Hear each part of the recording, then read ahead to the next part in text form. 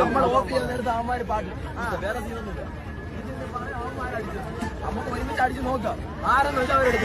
ഈ അരി പൊരിയും കണ്ടാൽ മനസ്സിലാവാത്ത ഈ നായിന്റെ മക്കളെ വാക്കും കേട്ട് താളത്തിനുള്ളിൽ ബസ്സുകാർ തന്നെയാണ് ഇവിടെ കുറ്റക്കാര്.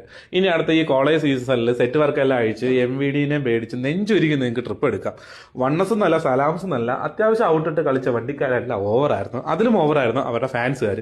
കഴിഞ്ഞ ഒരാഴ്ചയിൽ തുടരെ 3 ആക്സിഡന്റുകൾ ഉണ്ടായി.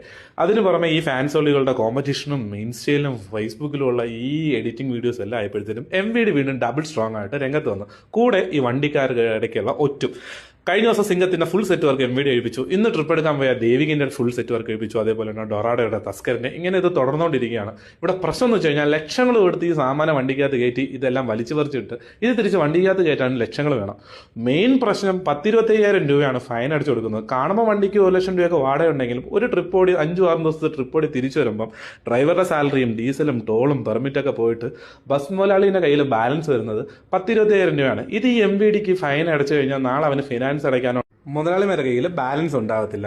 ശരിക്കും ഈ ഫാൻസോളികൾക്ക് ഇതൊന്നും അറിയേണ്ട ആവശ്യമില്ലല്ലോ. ശരിക്കും സ്കൂൾ ട്രിപ്പ് കഴിഞ്ഞ് അടുത്ത കോളേജ് ട്രിപ്പിന് വേണ്ടി വെയിറ്റ് ചെയ്യാം. ഈ ജാനുവരി ലാസ്റ്റ് ഫെബ്രുവരി കോളേജ് ട്രിപ്പ് തുടങ്ങുമ്പോഴത്തേനും വഴിയിൽ ഇതായി MVD നിൽക്കുന്നു, തടയുന്നു, സെറ്റ് വർക്ക് കഴിയുന്നു, ഫൈൻ കൊടുക്കുന്നു. ശരിക്കും ഇനി 2 ഓഫ് സീസണിലേക്കുള്ള ഫിനാൻസിന്റെ പൈസ കണ്ടെത്തേണ്ട സമയത്ത് എന്തായാലും ഫാൻസോളികൾ